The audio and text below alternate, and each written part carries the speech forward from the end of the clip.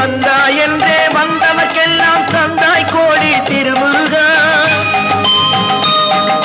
சிந்தாமணியே செவ்வே உன்னை கண்டது போதும் வடிவழகா. கந்தா என்றே வந்தவர்க்கெல்லாம் தந்தாய் கோடி திருமுருகா. சிந்தாமணியே செவ்வே உன்னை கண்டது போதும் வடிவழகா. அடியவர்க்கு ஒரு விருந்தே